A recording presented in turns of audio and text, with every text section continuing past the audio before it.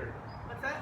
Sign up. Oh, okay, good. Thank you. I didn't know when to put Yeah, you can put it underneath on there, but I'll pull them out later. Okay, good. All right. I think we're ready. Let's go. Okay, let's do it. So thank you for coming, and I appreciate you coming out today. Oh, thank you. Yeah, that's nice. Thank you. I have a throne now too. Thank you, Jessica. So the thing that's passing around, I know a lot of you are already on. Some of you are already on my newsletter, but put your name down anyway because I'm doing a drawing for a free for your book of your choice. I'll be giving away one book.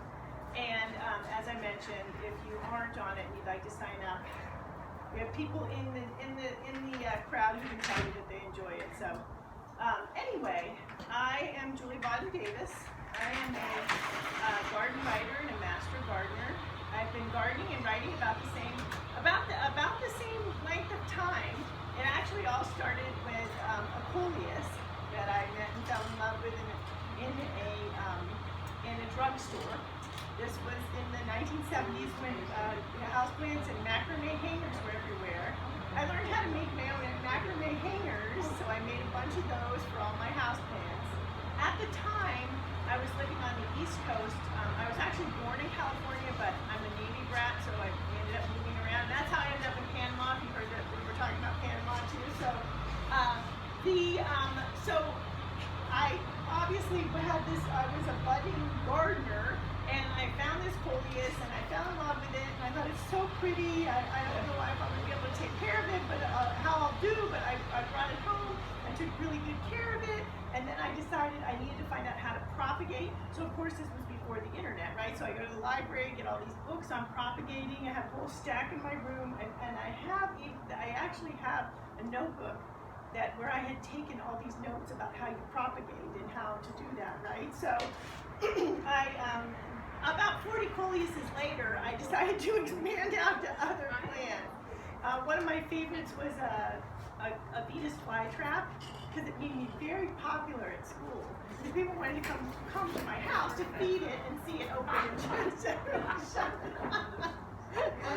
At the time, I was feeding a hamburger. Came to find out years later, you're really not supposed to do that, but it worked, and it impressed everyone. And they seem to be doing really well. So I was very lucky in that my parents were very. I guess they didn't notice the plants in all the windows, or they probably did, but they just let me go about doing that. One of the things that probably helped is the fact that my father is a scientist, right? So, and I did spend some time in the laboratories with him, and it actually has done some very important research on for malaria vaccines that are going to be coming out, and he started that process back in the 1970s. So, the budding botanist was fine with them. So it went on from there, and my love really of then today I'm going to be talking about fruit gardening, and as I mentioned, I am a writer and I'm a master gardener, and I have written lots of gardening books. These are my gardening books up here, so all of these are mine. And my first book was actually on growing strawberries in Southern California. I also have written for Parade as a garden columnist. I was a garden columnist with the LA Times for many years as well. And I have a website, healthyhouseplants.com. I have some cards for that I'll put out. So, and I have a YouTube channel. So I really love plants, and the more plants, the better. And everyone who knows me has gotten used to the fact that if you come over, there will likely be a plant where you're supposed to be seated, but sorry. So here, let me move him out of the way. You need to like plants. You know when people say, I hope you like dogs? Well, I need to say, I hope you like plants. And I know I have some people in the audience that, Connie, I know you're one of those. Yes, so excuse my plant. Let me move it over a little bit. My kids are used to that. I do have 3 kids and I have 2 grandchildren, so it's been really exciting. And their pictures end up in my books. So what I'm going to talk about today is Southern California. It's my Southern California fruit gardening book, and it's part of my SoCal Year-Round Gardening series. And the series was germinating for many years. If you've tried to get information, maybe one of the reasons why you're here right now, right, on how to grow in Southern California, you look up all this stuff and it'll say things like, during spring rains, you know what, I've lived here since I came, actually it was the early 1980s when I was old enough to leave the nomad life, and I came back to California, and I've been enough places to know this is a really good place, especially for gardening, right? So I settled here, and I haven't seen too many spring rains in all these years. Just don't see them. What you do see, though, is you see the Santa Ana winds, which, by the way, if you want to know when the Santa Ana wind season is, it is the same as flu season. It goes from April to November. So that's a good rule of thumb to know. When it's flu season, it's also Santa Ana wind season, which is appropriate, right? Let's blow those germs all over the place, right? So you look out the window and you see it's very hot and it's very dry out there. There's no rain here. Or when it freezes, then do blah blah blah. I don't want to know about all those things. How do I keep my lettuce going during a heat wave, etc., right? During the and I do talk about that in my vegetable gardening book, and that sort of thing. And the fruits. How do you keep the fruits? How do you do well with the fruits, which I'll be covering today. So the vegetable gardening book is the first book in the series that came out in last year. The fruit book came out this year. The next book in the series is Southern California herb gardening. The one after that is flower gardening, and the one after that will be small space gardening, indoor gardening, hydroponics, to appropriate trees for small spaces, that sort of thing. So, and I focused just on Southern California. So you're not going to find all this stuff about what you could do somewhere else and you're not sure. And there's some stuff out there, but not really just very concentrated on how, or it gets very general, right? So my point was to actually help people that are growing, and really this is a unique climate. There's very few climates like this in the world, right? So the growing specifics are very specific for you. And with fruit gardening in particular, very specific, and one of the main things about the fruit gardening is the fact that you need low chill varieties. So where in other areas of the country, there's all kinds of chill hours going on, right? They don't need to worry about that, but we do. And that does limit the type of fruits you can grow here, the varieties of fruit you can grow here, and the types of fruit you can grow here. One thing that you really can't grow here successfully, they've tried to hybridize various ones, but cherries, the traditional cherries, we just don't get cold enough here. There's other types of, there's lots of other types of fruits though you can grow here, and actually we have a really long growing season here. It's year-round, right? And we've had lots of there's Chaffey College in Riverside where they've done a lot of hybridizing for different types of citrus, and I'll get into citrus in a little bit and some of the recent problems with growing citrus, but so you can grow, and because you can grow a lot of semi-tropical plants, which you can't grow in many other areas of the country as well. So things like cherimoya, guava, etc. And I cover in each of the different books, I cover 40 plus different types of, in the veggie book, veggies and fruit book, fruits that you can grow. And here, I'll go ahead and pass these around. These are my people have spilled stuff and done things to them copies, so, but keep that in mind. But this is just to give you an idea, so you can see. So what I have in these is I have pages on each of the different fruits and vegetables. Specifically, so what do you do? Because even each fruit needs a specific type of soil. And do you fertilize? There's some fruit trees that you do fertilize on. You want to fertilize on a consistent basis. There's some fruit trees you don't ever really have to fertilize. There's some fruit trees that if you fertilize them too much, you're going to cause problems. There's some fruit trees that need a specific. So you can see where this is going, right? So then so I wanted, what my goal was is to get this all into one book, so you have all the information. And then they are illustrated. Those are illustrations that I did commission from artists too. Because my daughter was involved in this series with me. She's grown up gardening, and now she's got her own kids. And the cute little boy in those books is my grandson, and he also likes to garden now too. So she is also, one of her degrees is in graphic design, the other degree is in food science. So she works as a food scientist. And so they had to be pretty, right? So she designed them and made sure that they're pretty books as well as being very informational, which is my side of the things, to make sure it's really informational and good information that you can actually use to have. So my goal is so that you can have a really good experience growing fruit in your garden. So as I was talking about chill hours and varieties, there are much less varieties of fruit this is in the stone fruit category, in the fruits that need that winter chill, than you would be able to grow in other areas of the country. So what you want to know is the varieties. And so when I was doing the fruit book, I put a lot of time and effort into finding out what varieties are low chill, so that you can actually have a good experience here, and also ones that would be available from various retailers in Southern California as well. So the chill hours, there's a chill calculator as well that you can go to, and I have it in the book. It's very sobering when you put your zip code in and find out how little chill hours you actually get every year. And the chill hours, it's not a long period of time either. I believe it is, I'd have to check, but I believe it's only December and January chill hours that really, really matter, because that's when the fruits are setting up for the bearing that following year. So if we have really cold snap in March, it's too late. So you have to consider those chill hours. So when you do that and you start to look at the trees and how many chill hours they need, then you start to see, this one won't work, this one won't work. So even ones that 20 years ago were working here, we have gotten warmer, they're not working here as much anymore.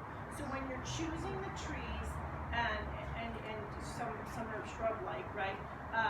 Make sure that you are choosing ones that have the lowest chill that you can. That you're better to err on the side of low.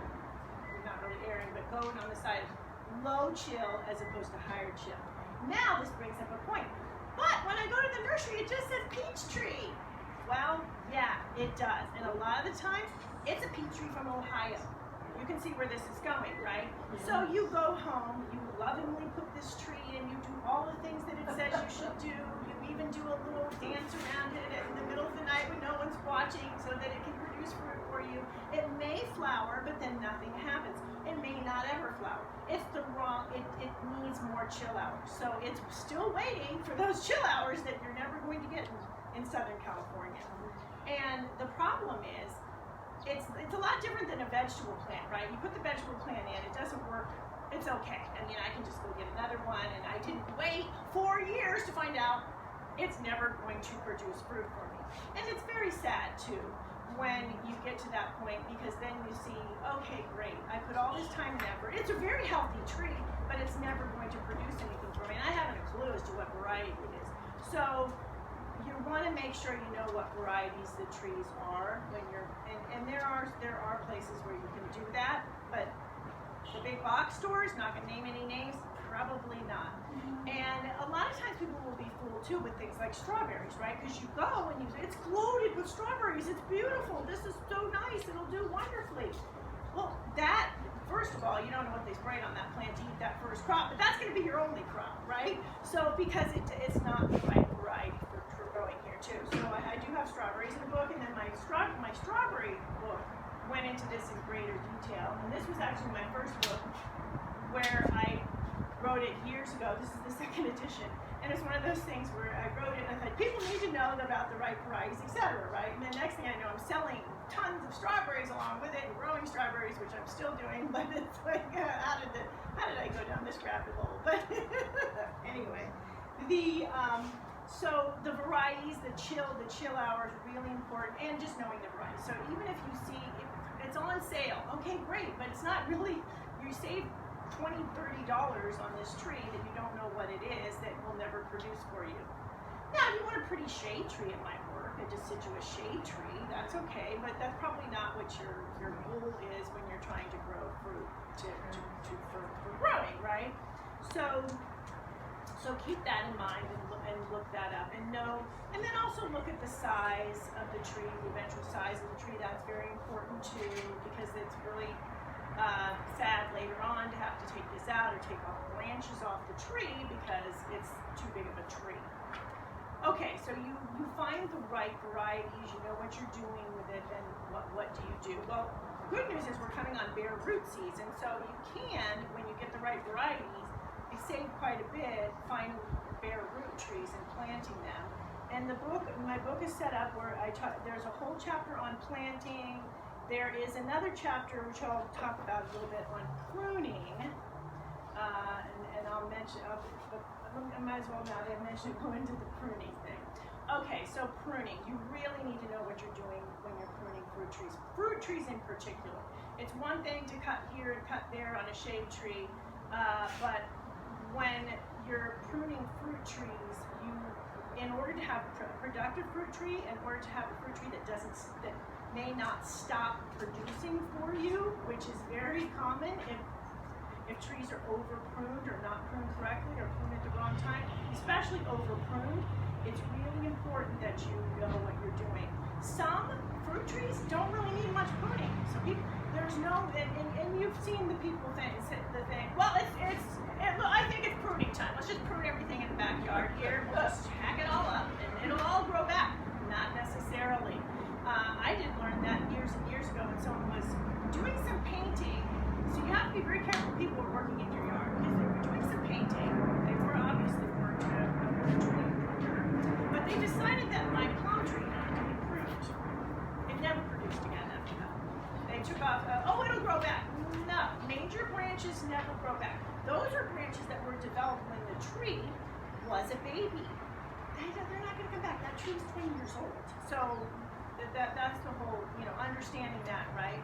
I have an arborist.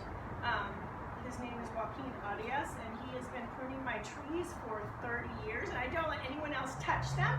And he actually went through all of the pruning instructions in the book and okayed them all and made a few notations here and there. But apparently I've learned really well from him because he didn't have much to change, which was cool.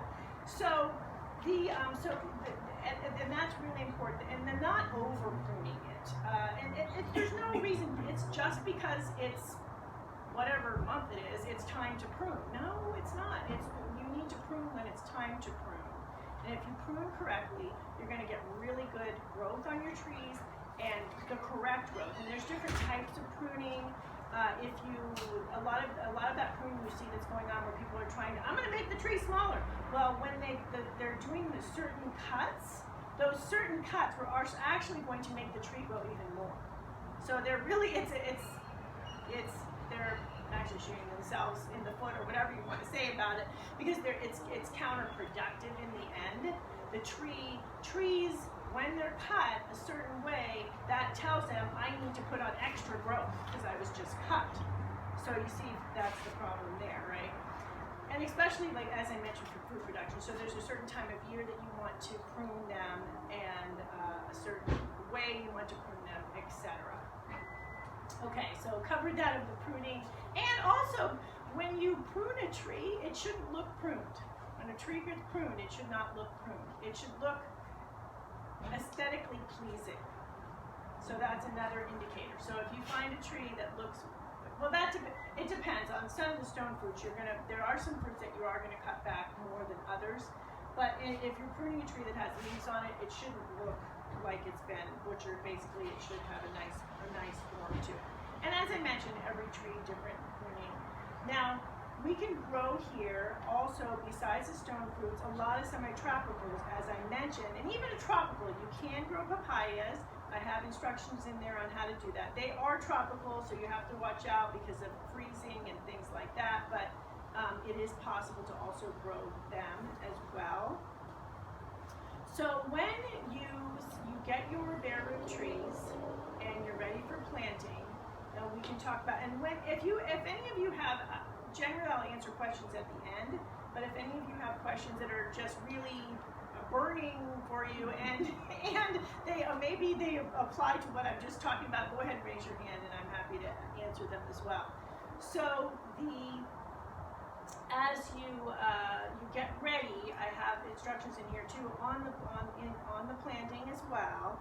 And one thing you need to consider first is your soil texture. So soil texture meaning, is it clay, is it sandy soil, or is it loamy soil? Now, if you spend a lot of time working on your garden and adding a lot of compost and doing all kinds of things to you, you will have loamy soil. Loamy soil generally is what we strive for and we dream about. Many gardeners I know secretly are dreaming about loamy soil. I've actually had dreams where I woke up and thought, oh, that soil was so loamy. And it was like I was in a garden paradise and all these things were growing beautifully, and it was because of the loamy soil. So what is the loamy soil meaning? It is full of, it's very well draining, but at the same time it's moisture retentive. And it's easy, you can stick your hand into it and plant, and it just makes life wonderful as a gardener, right? Well, as you're probably suspecting, that's generally not the case in most gardens.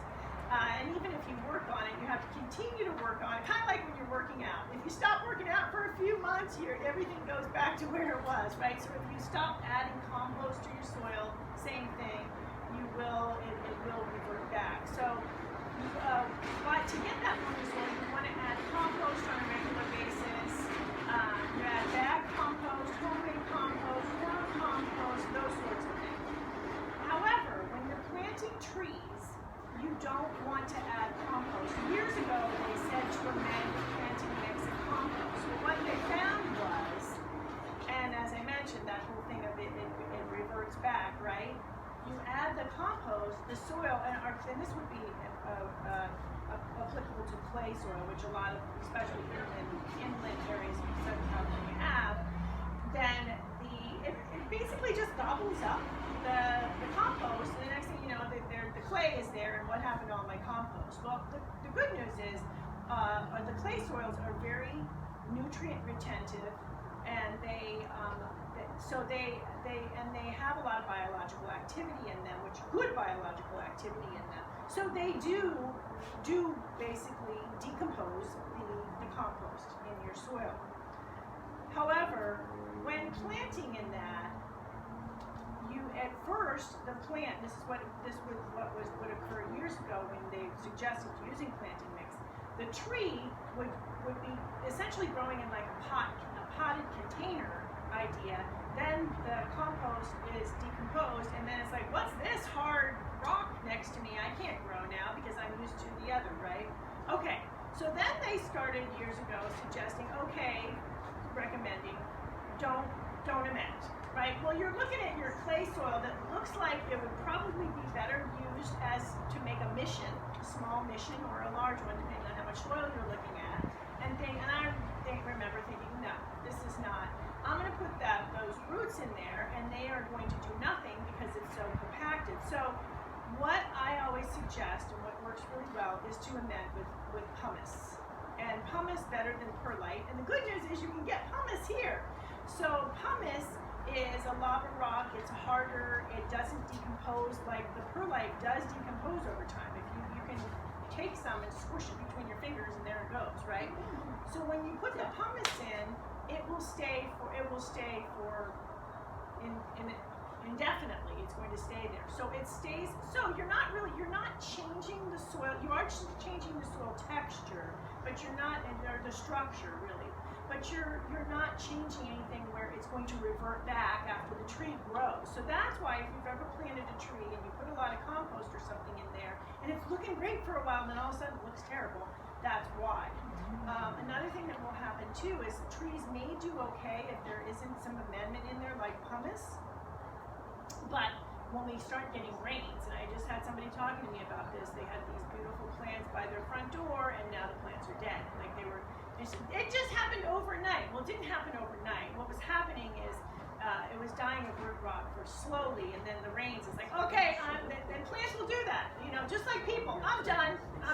This, there's no drainage here. I'm tired of swimming around in this lake. I'm done. So, sorry, but I'm going bye-bye now. And there was two of them on each side, so they were both gone.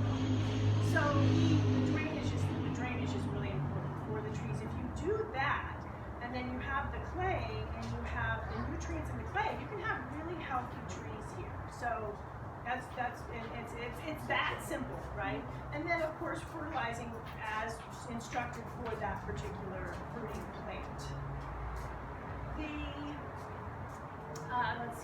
The location of the tree, obviously you want to, if it says full sun, you need full sun. Most fruiting plants do need full sun or close to full sun.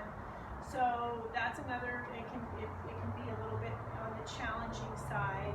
However, most fruit trees can be grown in containers. Not all of them. Bananas is one that doesn't work real well, but most fruit trees can be.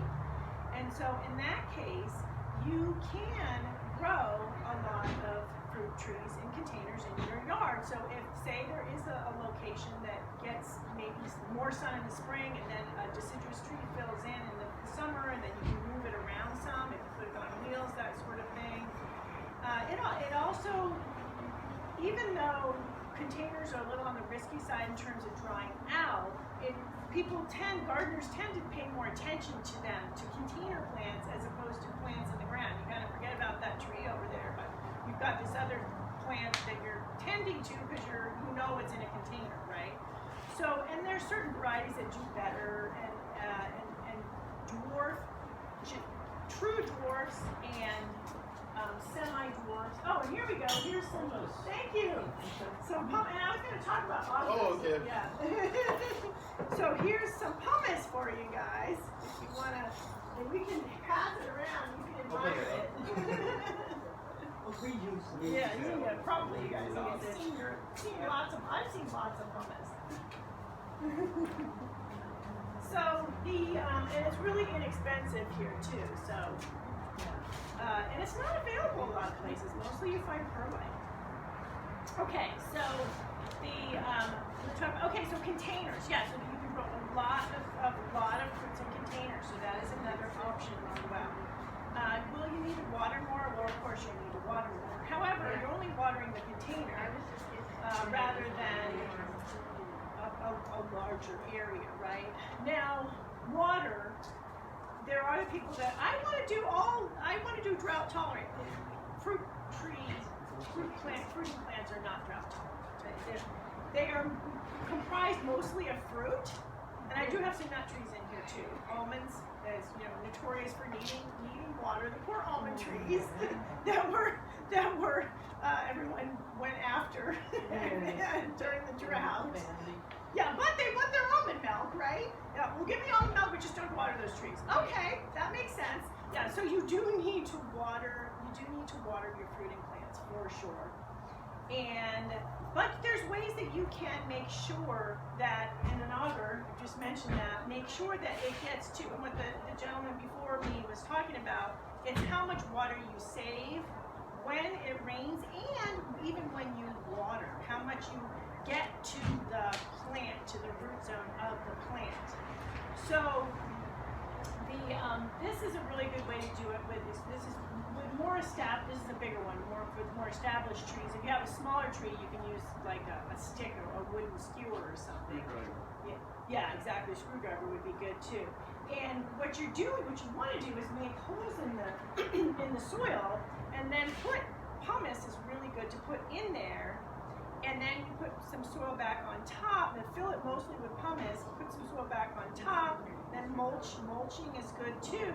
Then when it rains, the water gets into those holes, and then it seeps out from there to the roots. Rather than running down the street, and as it keeps going into the gutter, and it goes out to the ocean, right? So, because a lot, and you see that during finally we're getting rain, but I don't think it's staying in my yard. It's going bye-bye, and can you come back? Just a little come back. So in directing, the downspouts, directing water from your downspouts into certain areas, collecting the water, of course, in the rain barrels, and having watching where you plant. Now you don't want to plant in too low of an area for most things because of the drainage, unless you have good drainage. But one thing to keep in mind, the lower areas of your yard, the areas that are away from your house, those sorts of areas are going to get, if we're talking stone fruits here, the ones that need chilling, those are going to be the coolest areas. So location, I mentioned sun, but also location in terms of cooler areas will help as well. It can just be a matter of 4 or 5 degrees difference that will get you those chill hours that you're looking for. So when you look up your zip code, you say, I made it to the chill hours required. So so that's another thing to keep in mind. And watering the area, you do need to water out. You've probably read about the drip line. The drip line is actually where, when it rains, the water flows off the foliage and drips. So that's why it's called the drip line. So that's what it's that perimeter of that area of the tree, right? Well, a lot of times, especially with established trees, you want to go out even further than the drip line. Now, if you have things like cracks in your cement around trees, I know a lot of people don't like that because it's, blah, blah, blah. But I actually was excited when I saw cracks around my avocado tree because when they put my tree is about, I think, it's about 90 years old now, 85, 90 years old, 90 years old, still producing. And actually Joaquin, my arborist I told you about, he said, oh, water in the cracks. So you can water in the cracks and get to the roots in those cracks as well. So that's another thing to keep in mind. And when you're watering the trees too, you want to put it on a real slow watering. You can also do drip irrigation. Drip irrigation is great if you have the patience for it. I found with it, and I know there's people that love it and it works great, but I spent so much time making sure they were all working. By the time I was done with that, I thought, oh, I'm just going to go around and check it myself and check. So it just depends. I'm not the engineering type. Duct tape is one of my things you fix things with. So it's not, so in terms of that, I do like to go out. I like to water my plants by hand as well. I like to move the hose around, so that's just me. But if you're good at especially maintaining those sorts of things. That's the thing. A lot of people put the drip irrigation and then they find out, oh, yeah, I found out that tree wasn't getting water for 4 months. And now it doesn't have a crop. Well, yeah, it doesn't because the emitters were not working. So you do have to maintain that. It's not a set it and forget it. Nothing with plants is a set it and forget it. And anyone who's grown plants knows, I'm sure everyone here has had this experience, when you do forget it, things don't tend to look so good when you get back to them. The good news is you can always start again, right? And some plants are a lot more forgiving than others as well. So the planting, you planted, a lot of times you don't want to plant with fertilizer, most of the times you don't. I do have in my books how much luminous per plant, and how much drainage each of the different types of plants need as well. And you also want to just know, your soil, you know how well it drains. Another thing, when you read in books, it'll say, dig a 1-foot hole, sometimes 2-foot, 1-foot hole, and then if it hasn't drained in 24 hours, the drainage is, what? No. If it hasn't drained in a couple hours, you've got bad drainage. Can you just imagine your tree in a rainstorm, right?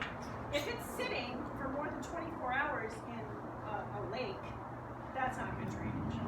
So you do want to check drainage in an area where you're planning on planting, and then even better thing to do is at that point add pumice and down even further, and then check it again and see if you've improved the drainage. Things like gypsum can also help improve the drainage, but once again, that does get absorbed after a while. Also, you need to make sure that whatever the tree you're putting in there, pH-wise, is going to work with that. Which brings me to blueberries. And I did mention when I was growing up on the East Coast, I didn't mention one of the places I lived was Massachusetts, and that was where everything really started. That's where my love of plants really did take root, because we lived down the street from a pond, has next to it a pine grove. Yeah, so the skating on the pond was okay, but actually it was cold out. I'm not really into the cold, right? No reason I'm here and it's November and it's nice and warm, right? So, but I did love the fact that there was a pine grove next to it and that there was blueberry bushes all over. So for miles of blueberry bushes. One day in particular I remember, and I do write about it in my author's note in the fruit book. I don't know what was going on, but I was able to get out of the house. I must have done my chores ahead of time or something. And there was no cell phone, so I didn't have anybody who was going to bug me. And I spent the whole day in the pine groves eating blueberries. I was covered in blue. And then I drank out of the stream because I got thirsty after a while. That was before it was bad to put you're going to poison yourself. I'm fine, obviously. And so before the TMI, right? Too much information era. It was a wonderful day. And it was so much fun. I just was in heaven. I was absolutely in heaven. I thought this is just, and I was full on blueberries, and when I moved to California, when I moved to California, I went to school for a while, but then I moved into my house in Old Town Orange, and being a Navy brat, when I moved into that house, and I bought the house a year after I moved in, I thought, I'm not going anywhere. I'm done. I can travel, but I am not. This is it. This is where. So when I looked at the backyard, I thought, oh, I can do blueberries now. So I tried planting blueberries, with not knowing about the fact that they need very acidic soil, and our ground is very alkaline. And you also need certain varieties that are going to grow here, and you need more than one variety to grow here, etc. Right? So as I did with strawberries, when I found out a similar thing with strawberries, I went and did a little research and found out, okay, I know what I need to do. So actually you can plant them. I do have instructions in the book on planting blueberries, but you can plant them in straight peat moss. And they do really well. You can add some pumice if you want to. There's some other things you can add, but what is often recommended is using the acid mixes. They're not acidic enough a lot of the time. They're just not acidic enough. So if you've had some problems with that, you want to add more peat moss. You also need to have two varieties and the right varieties. That's another thing, because blueberries are deciduous. They do need winter chill hours. So if you don't have the right variety, you're not going to get that's not going to happen for you either.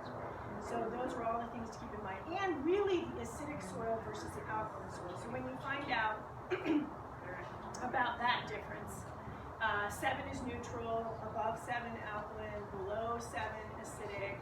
Years ago when I was writing for the LA Times and I was talking to a soil scientist, and I said, oh, well, 1 point isn't that much. And I got a lecture. No, 1 point is exponentially different than the next point, right? So there is a big difference between 7.1, 7.2, 6.9, 6, etc.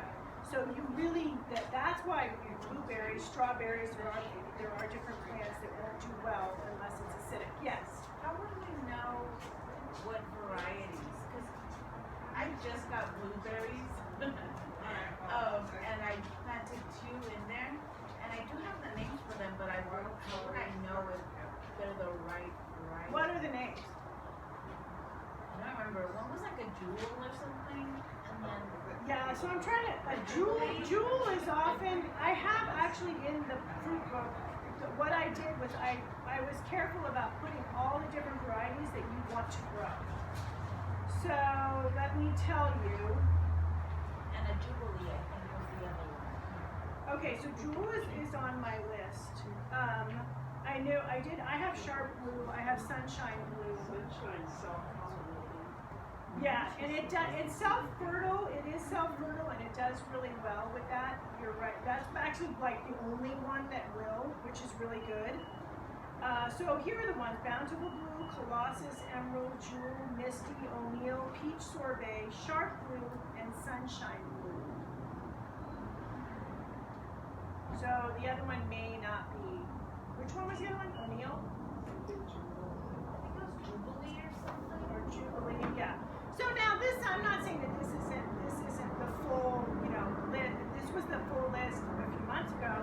But up the chill hours and see if it's low chill or not. So what you always want to look for is low chill, low chill, low chill. Everything low chill, not anything that's high chill. Yeah, 'cause I had a pot with very acidic soil. I'm like, oh, I'll just throw some blueberries. Yeah. I have no idea anything Yeah. about some plants about that. Yeah, so now you know too. Blueberries need shade. No, blueberries they do need some shade through and later, especially a lot of the fruiting plants, they need some shade, especially in the summertime. That's when they can get burned and they get too dried out and stuff. Yeah. So Victoria, what was yours? Julie, is there some kind of tool to test the acidity if you have pots, blueberries and pots? Yeah, is so there something to test the acidity? So of the she's soil? asking about testing the acidity, and actually I do go into detail in the book too about how to do that. So there are tools that you can use. However, you probably remember the Denmans, right? And their tools and everything. He told me that you really need to get a really good one to have an accurate reading, and that it needs to be regularly calibrated. And then he moved to Oregon, right? So he has it. And I thought, well, I don't think I'm be calibrating this thing. So the other thing you can do is you can do and then you guys carry them here. Their soil test kits. It's close enough to get to for unless you're colorblind, you need to have somebody look for you. But what you do is you take sampling from various areas of the planting area, the soil, and you put it in distilled water. Don't use our alkaline water to do this. You need distilled, which is neutral, which is a neutral pH. And then there's little pills, these little pill things that you fill. And if you have grandkids or something and they're old enough, this is a good experiment. Have to go around and test different areas of your yard or kids. So you put it in and you let it sit, and then it turns a certain color, and then there's a little chart that shows you. So that's a lot of the times what I do. I do have people telling me that they do use their pH tester, but I'm always skeptical, not knowing, is this going to work or not? So that's what I would suggest. Do they sell them here? Yes. Yeah. So what do you have here? I think we have the Pro pH tester and the little ones with the capsules. Okay, so both. So another thing we could do, which actually I've been thinking about doing, is trying capsules and the pH thing and seeing is this working or not, which is another fun thing to do. And then us gardeners like to be able to. I have a mission and I have a purpose, and no, I can't go do that right now. Whatever it is, it's boring. I have to test my pH meter, make sure it's working. So everybody leave me alone right now. So that's another thing you could do. But yes, pH is really important for strawberries, especially for blueberries, and there are some others that aren't coming to my mind at the moment, but there are ones that's really important. Have you grown cherimoya? Have I grown cherimoya? I haven't grown cherimoya, but I know people who have. I Yeah. have a cherimoya tree, and it's never given me any cherimoyas. But I have one right now. Okay. It's about this age, and it's starting to get Well, it's maybe. starting to get Yeah. light colored, but it's still very firm. Has anything changed in the growing area for it or anything? No, but I think November, December is the time. This is cherimoya time, yeah. Yeah. You pick them, right? In your book, it said that you pick them when they're yellowish, and then you let them ripen at room temperature. Yeah, that's I right. just don't want to pick it too soon. It's the